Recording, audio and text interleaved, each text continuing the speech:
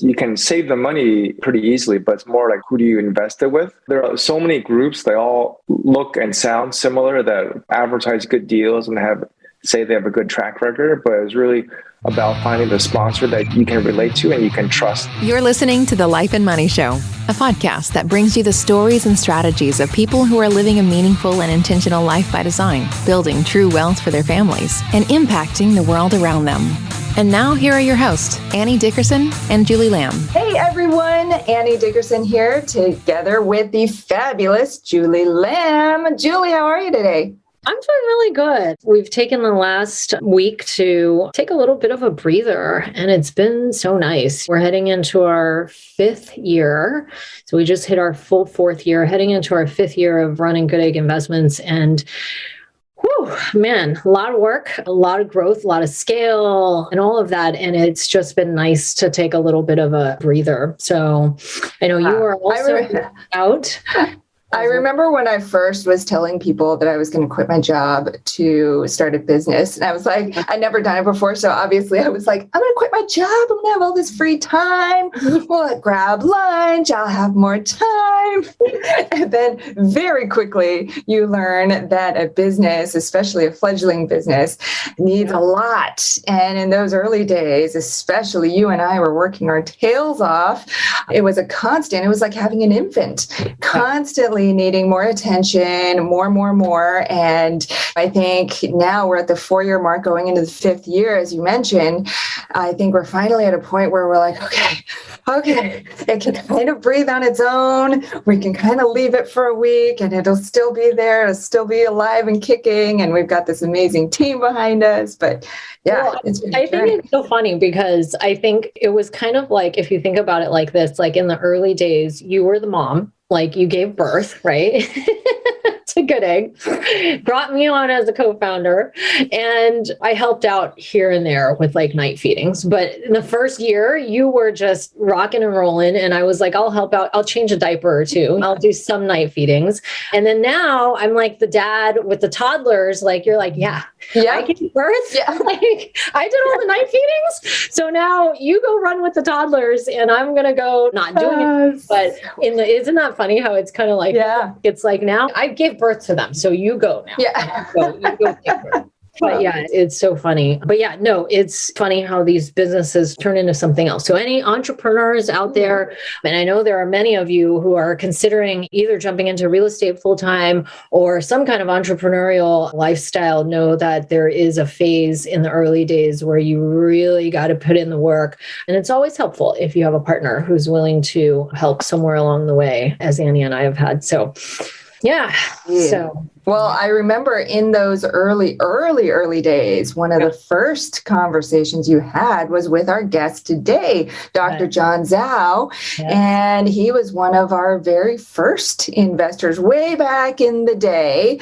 And so we're so excited to have him on the show today to really talk about his journey. And he talks about how he decided to go down this medical school path. He found his passion for becoming a physician and anesthesiologist. And when he came out the other side, he had $200,000 in debt, which is unfortunately the story for so many people these days. And so he talks about how he then came through the other side and discovered real estate, first through a rental property that didn't quite go the way that he expected. But then through that, and because of that, then he discovered passive investing, which is where he then found us. And I remember you having those conversations with him early on. And in those early days, it was all about those one-on-one conversations and really getting to know people, building that trust both ways, him trusting us and us trusting him. And so, yeah, he talks about all that and so much more on this conversation today. Yeah, I thought it was really interesting. I'm always curious, I guess you could say, about what the real intentions are of our government and intentionally leaving out the discussion around finance and money all the way up till, I mean, it's never a conversation. And he had brought that up, that as physicians, that's not something that they're supposed to talk about. And money in general, most people don't feel comfortable talking about how much money they make or investing and things like that. I think has definitely changed in the more recent years. But he had talked about how the only thing that they talk about in regards to finances is consolidating their loans. Like, that's their strategy. Like, oh my God. Like, and so he had looked into different ways how he could maximize his retirement. But he said, even after doing that, he said he still needed to find some other way to generate wealth. And as a physician, high income earner, which is the worst, as he had said in the show, because you're basically taxed at the highest possible tax bracket. So the more money you make, the more taxes you have to pay. And I think I realized that along my journey as well was when I would talk with financial advisors, they were always advising me to save for a day 35 years from now that may never come. That's the reality of it. No one talks about it, but the reality is it's a day that may never come for you. And so we talked about in the show this idea of really wanting to live for today. I'm in my 30s and my 40s. Like, I want to live now while I'm healthy and my kids are young, my family's around. Like, and that's totally it, like for me as well. And it's about finding that balance between getting up every day and having a job, as we do when we're doing adulting type stuff, but then having the balance of being able to spend time and travel. And it's so cool because at the end of the show, we talk about this epic trip that he's going to be doing. And wow, like this is why you and I get up every day and do this, is for these kinds of stories. Not to say that he wouldn't have done this without passive investing, but we all know in the passive investing community, it definitely contributes to this idea of like, hey, let's go take off for a month because we can now. So it was just a fun episode getting the chance to chat with him today on the show. So. Indeed. And for all of our listeners, you'll hear this point in the conversation where John talks about how he really made that transition from rental properties into syndications and how it took him quite a bit of time. It took him 2 to 3 years to really find a group that he could trust, that he jived with, and that was in line with his own values and life perspective. And so if you are sort of somewhere on that journey where you're trying to discover what syndications are all about, whether they're right for you, we've got a great resource for you, whether you decide to invest with us or not. But it is our book. It is called Investing for Good, and it'll give you a great 360-degree view about what syndications are all about, what the process is, what the risks are, the tax benefits, all the good stuff. And so we have a free hardcover copy for all of you. Just go to goodegginvestments.com/book. All right. With that, let's dive into our conversation with Dr. John Zhou.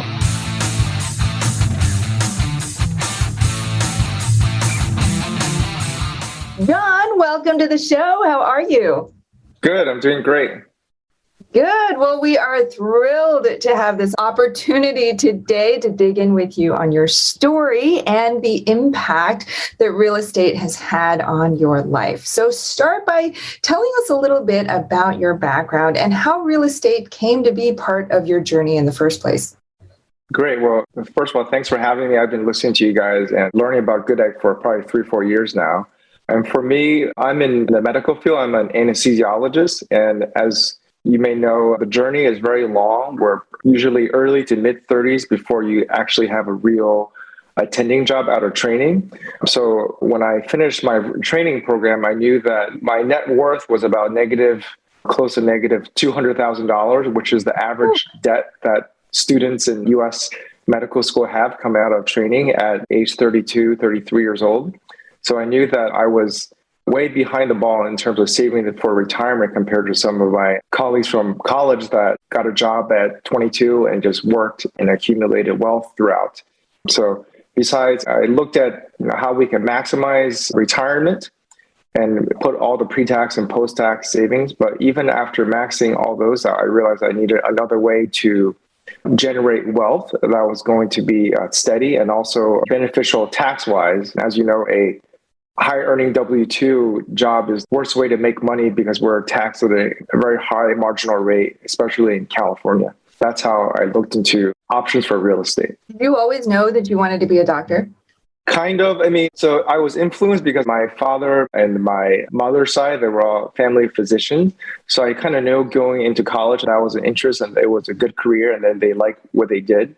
And I went to Penn undergrad. I think you went there too, right, Annie? I did. And there was a lot of people in finance and engineering. So, but I feel like I still like the clinical side of medicine. So, and I applied for medical school. I really met a great crew of people there, and it met my passions and what I wanted to do in life. Yeah, and to go into the field of anesthesiology, especially, that's a long path. So, right, as I understand it, right, you went to medical school, but it doesn't stop there, right? Because how long is the residency? It's 4 years plus 1 year of fellowship that I did in pain medicine. So it's 5 years, and that's about a little bit longer than average. But sometimes people want to be a neurosurgeon; they take 9 years or eight years or so. Yeah. Oh my. So it sounds like you had a very strong why.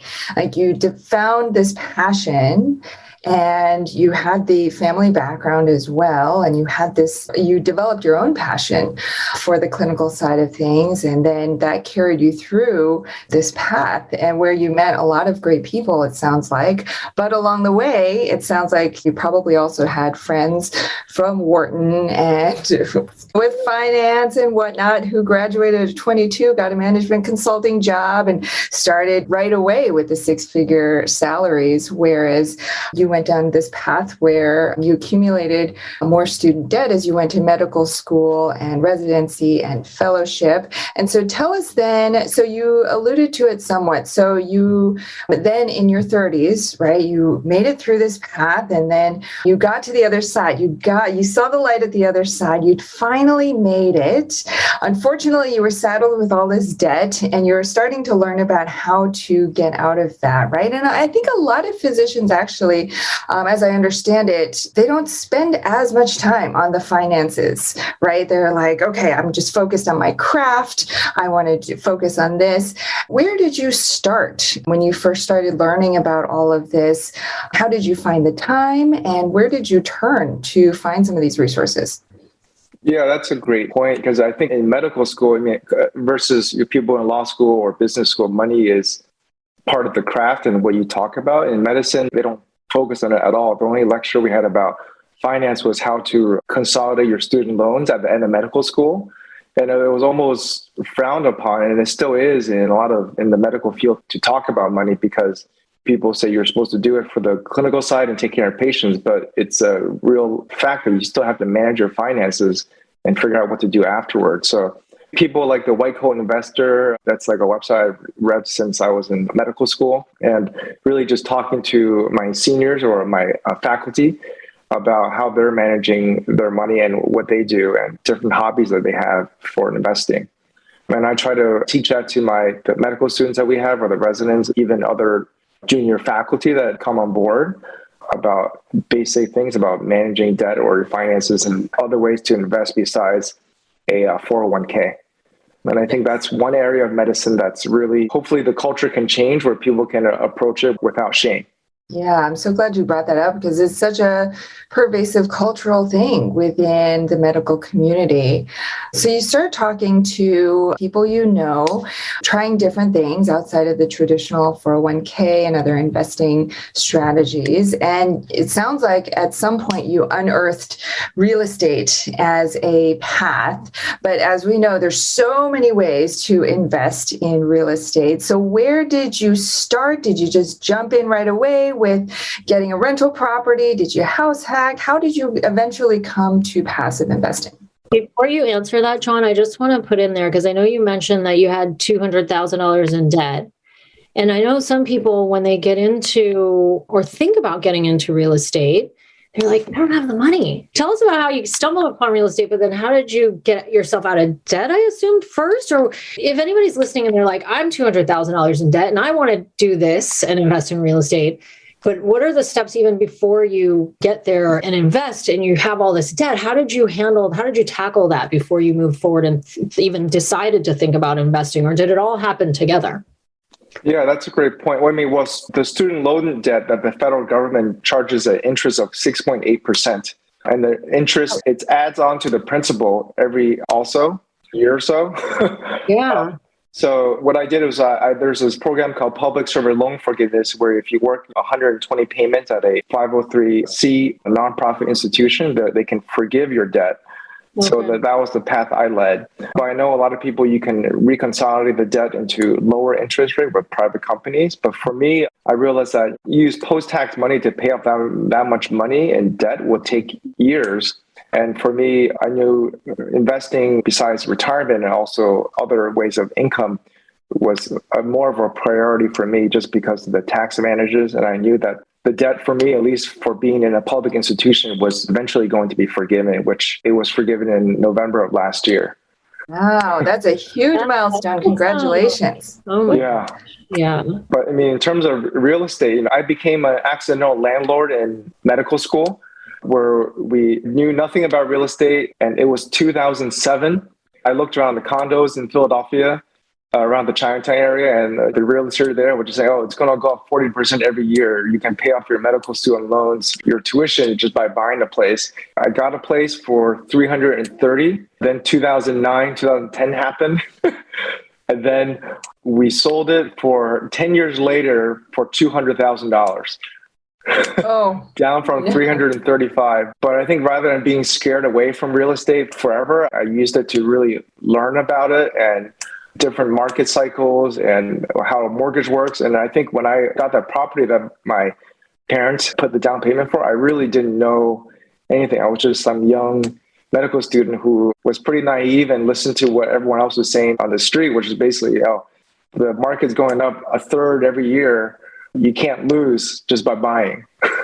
So I think my main lesson from that was good mistake in a way, because it taught me to be more careful and vetting deals for real estate. But also when I listen to different podcasts and read different books, the people that are wealthy in this country are not the ones that have a W-2 job. They're the ones that own property and own real estate. That was kind of my first lesson. Yeah. And that you mentioned it was a condo, is that right? Did you live there as well, or did you house hack it, or was it purely a rental? I lived there. Okay. So you lived there and then you rented out the extra bedrooms, or was it multiple units? Well, I lived there as a 2-bedroom, 1-bathroom. And me and my partner back then, we lived there. And then after I moved out of Philadelphia, the value still never got up to even close to where it was. And we tried to rent it. But the rental market in Philadelphia was not too high. You can only maybe rent it for $1,700 for a $330,000 condo. So it didn't quite cover the mortgage payment even. And I also learned a lesson to never invest in a condo with an HOA with fees, because the roof would leak and the elevator would break. And then they would add these things called supplemental fees, where we need $150,000 next year from all the units pooled. And it depends on how big your unit was. So if you have a larger unit, you got to pay more. So for at least 2 of those years, we paid double the normal HOA payment to cover these capital expenditures that you have no control over. Oh my gosh. Yeah. I had both of our first early properties were also had HOAs. One of them was fine. I think part of that, if you are going to buy a condo that has an HOA, is to see if there's an opportunity for you to sit on the board of the HOA so that you can have some level of control over what they're doing and some insight on how they're spending the money. Also looking backwards at like how often have the HOA rates risen year over year before you buy is something to think. A good question to ask. But between those two things, if anyone's out there considering a condo with an HOA, you should be kind of okay, I guess. But yeah, it was terrible. Then the other condo we had, it was just like that. Like there was no pool or anything. And the HOA was like creeping up by the time we left to like $500 a month. And it was a small, like 10-unit condo. We bought one of the condos in there and the HOA was $500 for what I don't know. We had a parking, like underground parking thing. There was a gated gate. So that was an expense to pay for that if it broke down, but there was no like gym or anything like that. We couldn't figure out what was going on. Anyway, luckily we sold it and got out of that at a good time. But I'm curious. So you ended up selling it in 2017. Is that right? Yeah, like basically 10 years later. Okay. You knew you were going to sell it for a loss, basically, or less than you had paid for it. I don't know. I guess, was it that like you thought, oh, it'll never recover? Or it's basically, did it become what they call an alligator where you're like having to feed it every month? Is that what happened? Or how did you make that decision and not, instead of just saying, you know what, I'm just going to hang on until it is paid off or whatever? How did you make that decision? The condo fee was up to like over $700 at that point. Or the rental was not covering the mortgage plus the condo fee plus the insurance.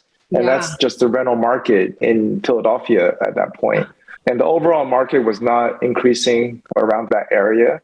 Yeah. And also, I had a horrible experience with, I had a property manager, but I had a horrible experience with a tenant that falsified the W-2. But the income wasn't really, it said that she made over $100-some thousand, but a couple months into the lease, she had problems paying the rent. Yeah. So it first began, she would pay the full rent, but a couple of days late. And then a couple of months later, it would be half the rent and then pay the other half later, 2 weeks later. And then we have to constantly hound this person to pay the rent. I realized the money wasn't as big an issue, but it was just a huge mind sink or a burden in my mind that's always in the back of your mind, that going for a bike ride, then I have to, it's like I try to get those negative thoughts outside of my mind, but it's hard to do that when, someone's basically not paying the rent that they said they would and basically is lying to you and things like that. So we had to threaten to evict her, and luckily she moved out. We took the security deposit, but we did lose a month's rent. And after that, I decided, 1 unit rental, the downsides are too much for the upside. I mean, compared to the upside of paying down the principal, which would have taken, another 15 years. Right. Yeah. We'll get back to our conversation with John in just a minute.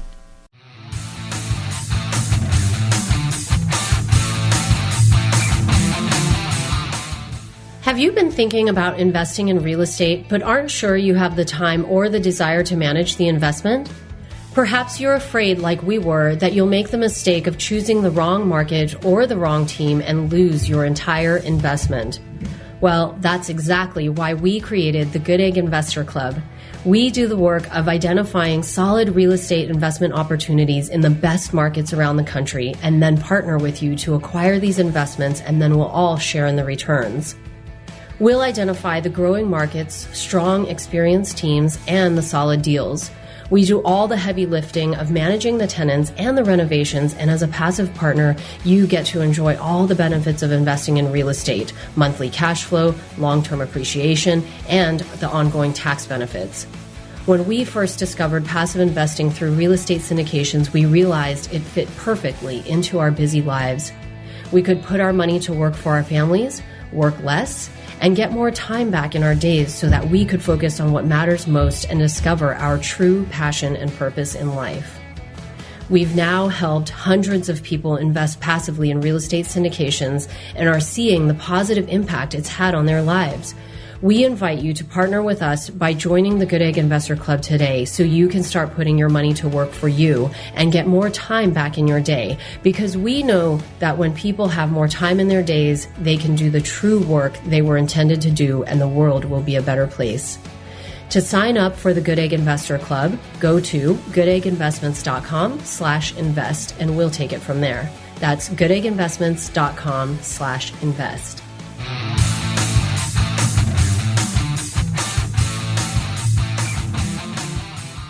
And now, back to our chat with Dr. John Zhou. So then tell us about how you came into doing syndications and why that's made sense. I mean, I know why that makes sense because this is like my story too. I'm like buying all these out-of-state rental properties for $200 a month. I'm like, this is just too much. Like, it's not even about the money. It was like the weight on the mind of like, I'm going through it right now. Like, we're evicting this person, or like this person's not paying their rent, or same thing. They overpaid for 3 months, and then come 3 months, now they're not going to pay for another 3 months. And then we're going to go through it's a nightmare. And Annie is now free of all of that because she has transitioned 100% over, or sold not all my rentals. But did you sell all of them, or do you still have some? I sold all of them. No, I sold all of them. She's living the life, so she knows the reason why. But for anybody out there who might be thinking, maybe it's safe, I feel safe just doing a single family home or a duplex or some smaller multi. How did you transition away from that? Did you buy any more rental properties after that, or did you move straight to syndications? Talk to us about that. Yeah, so I looked into other ways to invest in real estate, and I looked at a lot of single-family homes and turnkey. And I talked to a couple of different companies that like Memphis Invest, or just people that manage a lot of units. They rehab the unit for you, they sell it to you. But then I looked at the actual numbers that, like with the thing where you were saying, Julie, you make $100 to $200 cash flow, assuming the tenant doesn't leave, because once they leave, you'll pay a month lease-up fee, which takes out an entire almost half years of cash flow right there, assuming that there's zero vacancy. So if you add a month of vacancy, and the lease-up fee, that's 2 months of rent income that's gone. That's basically a year's cash flow completely gone. So I realized that to make money from single-family homes, you need to have more than one unit. You need to leverage. You need to get 5 units.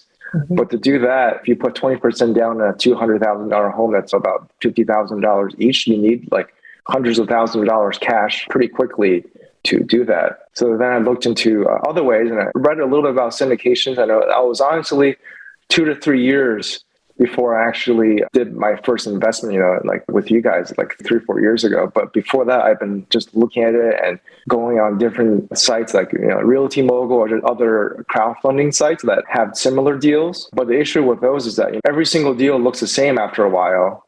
And when they're asking for, you can invest for as low as $1,000, $2,000. I'm wondering, why are these sponsors, you have to go on the crowdfunding website to get $40,000 or $50,000, right? Yeah. So tell us about, you spent 2 to 3 years. It's a long time. Analysis paralysis. Yeah. So tell us about that, because I think there might be people out there who are like, you don't want to go the opposite way. I always say, which is you don't want to go out there and tomorrow invest with somebody. You definitely want to do your work, but 2 to 3 years is a little bit longer of a time frame. I guess the lessons that you learned, maybe what would you have done differently? Do you think that was the right amount of time? Should somebody take 2 to 3 years to analyze and decide to invest? Or based on your experience now, how would you have done it differently, if at all? Yeah, if I knew what I know now back then, I probably would have invested earlier and not waited as long. Yeah. But I think the hardest part was, you can save the money pretty easily, but it's more like, who do you invest it with? There are so many groups, they all look and sound similar, that advertise good deals and say they have a good track record, but it's really about finding the sponsor that you can relate to and you can trust. Because for most of people in medicine, or just people that are going to real estate, we don't want to get scammed. And you always read about the Bernie Madoff situation or things like that. So a lot of it is finding a group that you trust, that the goals are aligned with yours, versus just saying, oh, you give us the money, we're going to give you 10% back every year, and you can't lose the money. I think that was the hardest part, not so much finding the deal, because there's so many deals that say Class B multifamily, you're going to make this much money. Yeah. So I think I saw the name Goodegg Investment, I think in a real estate Facebook group. It might have been a physician one. And so I remember signing up for I think back then it was just YouTube running everything. And I remember I just called you, Julie, I think over the phone while I was outside the surgery center for half an hour one day, just to ask a lot of frank questions. And I think I decided you guys seem really trustworthy and the deals are conservatively written. That's how I made the first investment. And then I didn't do anything else for at least 6 months, just to see how things go. And then we proceeded more afterwards. But it's still pretty scary to just wire a large sum of money on the internet to some people. And then there's random address with a PO box. So that was probably the scariest part at first. And not knowing when you're going to get it back. Right? Or if you're going to get it back. Yeah, or if you're going to get it back. I think I've done 8 syndication investments already in the last 3-4 years, and 2 of them have already exited it and gone through 1031 exchanges for the next property. So I think that's the key, is that you can really have this cycle where you can make gains, but not pay the capital gains and taxes on it. And I tell people, just save money to do syndications versus the I bonds, because even if the I bonds are 9-10% interest rate, it's based on your marginal income, right? So if you make a relatively high W-2 income, you make $1,000 off of a $10,000 investment, you're going to pay half of it in taxes back. Right. It's only basically a 5% gain, and your money's completely tied up and you can't do anything with it, right? Yeah. I guess to your point, it's taxed as like ordinary income is what it is too, right? Whereas when you invest in syndications and real estate, you get the tax advantages. Everybody's tax situation is different and how you take advantage of that. But still, that's what I love about it. Just before the show started, we were talking a little bit about what you're up to and potentially where any travels you might be doing and things like that. But tell us a little bit about that, because I know I tell the audience where you're going, if you don't mind sharing, and tell us a little bit about how that came to be. Like, that's so awesome. And so much of what we talk about on the show, living a life by design. And talk to us about that, because I think it's important for others to hear about kind of how it came to be for you. Yeah. So we had baby number 2 a couple of months ago. And in California, they have this FEMLA rule or law where you're allowed 12 weeks leave. It doesn't have to be paid, and it's not necessarily paid leave. And in medicine, most guys that have kids only take 1 to 2 weeks off and they go back to work. But for me, I'm taking the entire 12 weeks throughout the first year of the baby to spend time with family, even if the pay is significantly decreased. But I do have some passive income, like through syndications coming in to help with the expenses. Yeah. And so for a month, we're going to go to Indonesia and Bali and Jakarta and Singapore for 4 weeks as part of the parental leave that we have. And I think I realized even this, just like the title of Life and Money Show, life is not about just working as hard as you can and make a lot of money so you can enjoy when you're 60 years old and your kids went off to college. And I want to enjoy my time now. Some people have a saying where your 30s and 40s are your peak earning years, which equates to those are the times you should be working your butt off and making as much money as you can. But for me, it's almost the opposite. That's the time where I'm in good health. My kids are young, and that's the time for me to, obviously work, make a living, but to enjoy life and travel and spend time with my family. So that's my motto. Yeah, that's so awesome. Yeah. I just got chills as you were talking about that, because it's everything that we talk about. I'm so glad to hear that you're taking advantage of this time, because the work will always be there, but this special time with your family only comes once in a lifetime. And so how great is it? I mean, think about if you had gone down, let's say that first rental property went okay for you. It wasn't so bad, but it was okay, right? And you were like, okay, I'm going to buy another condo and another condo. And now you've got let's say 5, 8 condos, and now you're going on a trip. Think about the difference in the mindset there. And you'd have to be on call, and maybe your property manager's trying to get a hold of you when you're on a train or traveling with your infant, and right? Versus driving her life. I've done this. I've had this happen to me. While she was a month in France, she's getting phone calls from a property manager in Huntsville, and she's like, Yeah. And how different it is, right? For you now, preparing to go on this trip and having all of your investments in syndications and having it be completely passive so you can enjoy that passive cash flow, but now focus on your family and what it's all about. Mm-hmm. Yeah. No more riding the bike and thinking of that's right. Yeah, exactly. Yeah.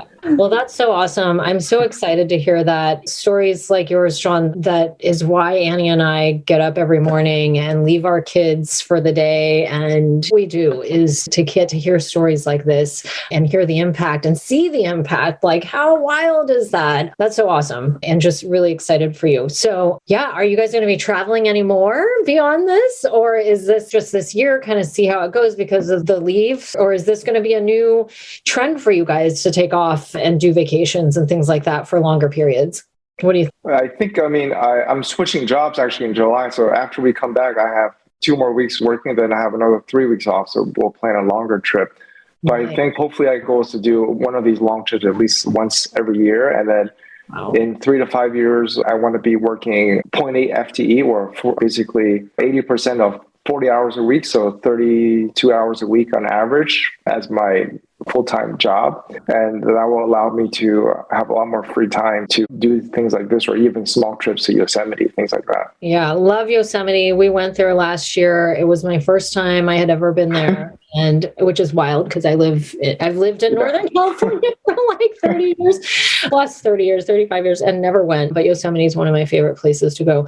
Well, that is so cool. I'm so excited. And it's so fun to have you on the show today, John. I still remember when I first met you on the internet, and blessed and grateful to have you in our community.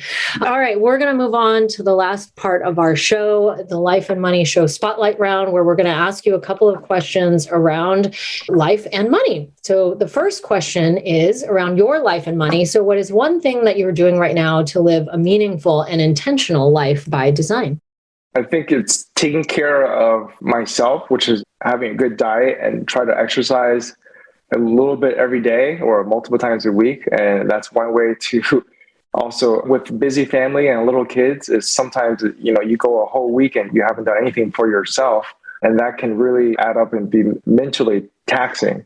So I realized even 20, 30 minutes of exercise in the morning before everyone gets up, you feel like you accomplished something before other people have woken up and started their workday. So that's one thing that I'm doing intentionally for myself.